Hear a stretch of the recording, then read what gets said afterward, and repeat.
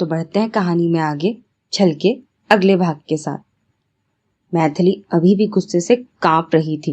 वो सिर्फ जय को घूरते हुए पीछे की ओर पलटती है तो उससे थोड़ा ही पीछे शेखर खड़ा था, जिसे देखते ही गुस्से से लाल हुई मैथिली की आंखों से अब आंसू गिरने लगे थे। तृप्ति भी शेखर का हाथ पकड़े वहीं खड़ी थी और उसकी आंखों से भी आंसू गिर रहे थे।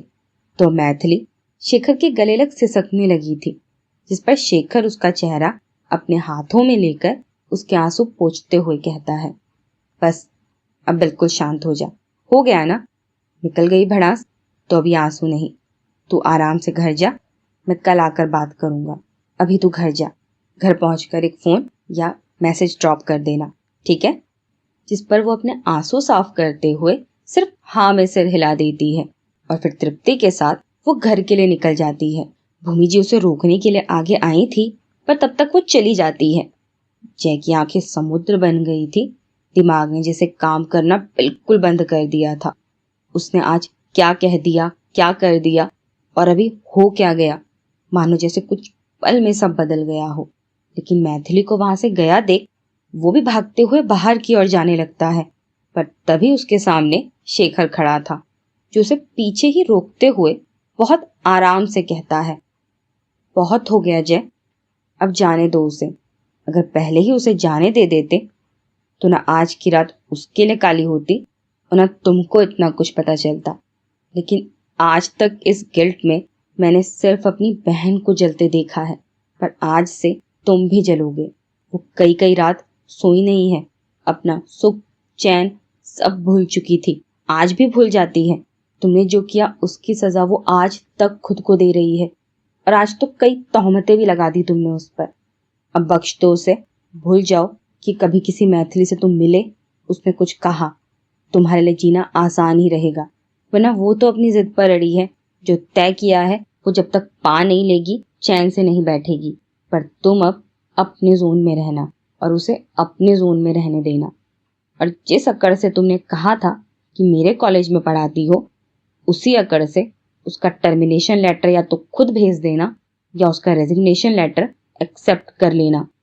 पर अब वो अधिराज की ओर देखते हुए कहता है, अधिराज, हवेली और सड़क का फर्क जानती है वो, लेकिन जब कोई तकलीफ देने वाला अचानक आंखों के सामने आ जाए ना तो दिल फट जाता है।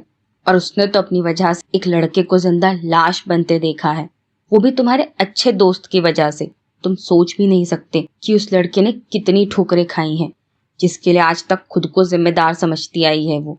तो जब दिल चीर देने वाला सामने होता है ना, तो ये नहीं समझ आता कि जहां वो खड़ा है वो हवेली है या सड़क। मेरी बहन की वजह से आप लोगों को जो तकलीफ हुई उसके लिए मैं माफी चाहता हूँ और अब कोशिश करूंगा कि उसे यहाँ से दूर ही रखूं, क्योंकि रिश्तों में खटास आने से अच्छा है कि खुद ही अपने कदम थोड़ा पीछे खींच लिए जाएं। और उसको मैं समझा दूंगा कि हवेली और सड़क का फर्क क्या है। इतना कह शेखर अपनी आंखों की नमी साफ करते हुए वहां से अंदर की ओर चला जाता है। तो मौली भी भागते हुए उसके पीछे पीछे अंदर की ओर चली जाती है। लेकिन वहां इस वक्त बिल्कुल शांति थी। जय वहीं बिल्कुल हारा हुआ जमीन पर बैठ जाता है। आंखों से सिर्फ आंसू गिर रहे थे उसके, जिस पर साक्षी उसके पास जाकर उसे कसकर अपने गले लगा लेती है। तो जय फूट फूट कर रोने लगा था। आज सांस नहीं ले पा रहा था वो, बस सिसकियां थी जो उसके मुंह से निकल रही थी। कि तभी अब अवध जी त्रिशा के पास आकर उसका हाथ पकड़ उसे गुस्से से अपनी ओर घुमाते हुए कहते हैं, ये सब क्या है त्रिशा? तूने आज तक हमसे झूठ बोला कि अमेरिका जाने से पहले जय अपने जिस दोस्त के साथ तुझे बिजनेस स्टार्ट करने के लिए कहकर गया था, तू आज तक उससे मिली तक नहीं और हमें झूठ कहती रही कि तूने उसके दोस्त की मदद की है और वो तुझे धोखा देकर चला गया। उसने अपनी सक्सेस के बाद तुझे अलग कर दिया, जबकि तूने आज तक उसे कभी देखा तक नहीं। किसी की तूने पूरी जिंदगी खराब कर दी, तुझे शर्म नहीं आई? अवधि जी गुस्से से चिल्लाते हुए कहते हैं।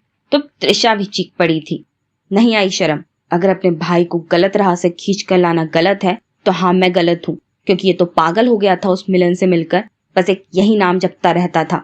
इसके पास हर चीज की बेस्ट अपॉर्चुनिटी थी, लेकिन ये सिर्फ उसके साथ डांस स्कूल खोलने के लिए पागल हो रखा था। एक अच्छी लाइफ छोड़ उस फटीचर के पीछे पागल हो गया था ये, और अपने भाई को अपनी जिंदगी बर्बाद करते नहीं देख सकती थी मैं। अमेरिका में इसका एक बेस्ट फ्यूचर इसका इंतजार कर रहा था और ये यहाँ वो मिलन मिलन कर बावला हो रहा था। मैं नहीं चाहती थी कि दोबारा उससे मिले, अपनी जिंदगी बर्बाद करे, इसलिए मैंने इसे दूर कर दिया उससे। हाँ, नहीं मिली मैं कभी मिलन से, पर आज रिग्रेट हो रहा है कि काश एक बार मिल लेती, देख लेती कौन है वो, तो आज ये जो तमाशा हुआ उसे होने ही ना देती और उस फटीचर को तो मैं अपने आस पास भी ना भटकने देती।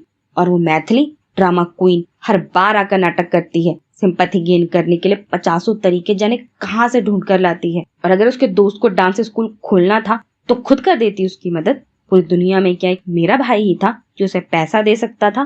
बाकी सारी दुनिया मर गई थी क्या यही बस एक सॉफ्ट टारगेट था उसका? क्योंकि ये सबसे बड़ा इमोशनल फूल और बेवकूफ है। पर अब तब तक त्रिशा के गाल पर एक थप्पड़ चढ़ा जा चुका था और वो बिल्कुल तिलमिला गई थी। लेकिन ये थप्पड़ भूमि जी ने उसे मारा था, जिसे देख त्रिशा हैरानी से उन्हें देख रही थी, क्योंकि आज पहली बार वो भूमि जी की आंखों में गुस्सा देख रही थी। और वो उसी तरह उसे देखते हुए कहती है, मैं तुझे बच्ची समझती थी कि तेरी गलतियां तेरी नासमझी हैं, लेकिन आज एक लड़के की पूरी जिंदगी खराब कर भी तेरी आंखों में कोई पछतावा नहीं है। अपने भाई की हालत देख, जिसकी जिंदगी को बेहतर करने की दुहाई दे रही है, आज तूने ही उसे उसकी जिंदगी का सबसे बड़ा घाव दिया है। और जिस मैथिली को ड्रामा क्वीन कह रही है ना तू, वो तो जा रही थी ना, तेरे भाई ने उसे रोका, उकसाया, उसने तो कोई बात शुरू नहीं की थी। वो हमेशा हंसते हुए यहाँ आती है और उसे यहाँ आकर कटघरे में खड़ा कर दिया जाता है। कौन हो तुम सब? जज हो या भगवान हो जो उससे सवाल करते रहोगे? आज इतना भला बुरा कहा गया उसे, हर वक्त हंसती उस बच्ची की आंखों में आंसू देखकर भेजा है उसे। मेरे ही बच्चों ने हवेली और सड़क का फर्क समझाया जा रहा था उसे, तकलीफ थी उसकी, तभी दर्द चीख बन गया उसका। और बार बार उस इंसान को धोखेबाज कहा जा रहा था जो बेचारा खुद धोखेबाजी का शिकार हुआ था। अरे तड़प गई थी वो बच्ची, लेकिन कोई उसे संभालने आगे नहीं आया।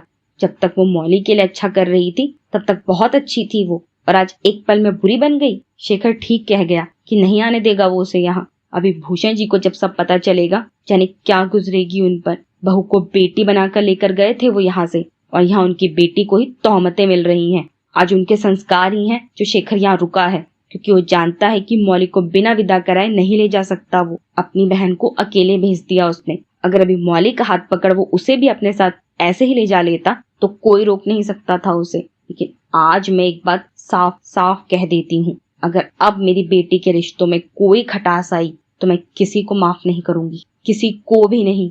इतना क्या भूमि जी अपने आंसू साफ कर गुस्से से ही वहां से अंदर की ओर चली जाती है कि तभी अधिराज भी उन्हें आवाज लगाते हुए उनके पीछे पीछे अंदर की ओर चला जाता है। जय तो अभी कुछ सोचने समझने की हालत में ही नहीं था, वो बस बदहवास सा साक्षी के कंधे पर सिर रखे बैठा था और साक्षी उसे संभाल रही थी। लेकिन अवध जी से अपने बेटे की यह हालत नहीं देखी जा रही थी। पर आज अवध जी भी ये बात समझ रहे थे कि अपने बेटे की इस हालत के सबसे बड़े जिम्मेदार वो खुद थे। अपनी बेटी के अंधे मुंह में फंसकर उन्होंने आज अपने बेटे को जिंदगी भर का घाव दे दिया था। तो वो अब जय के पास आकर उसके सिर पर हाथ फेर उसे खड़े होने के लिए कहते हैं और फिर जय और साक्षी के साथ वहां से बाहर की ओर निकल जाते हैं। बाकी सब भी अब अंदर की ओर चले गए थे, बस अब त्रिशा खड़ी थी अकेली वहां पर। तो वो भी बस अपने आंसू साफ करते हुए वहां से बाहर की ओर निकल जाती है।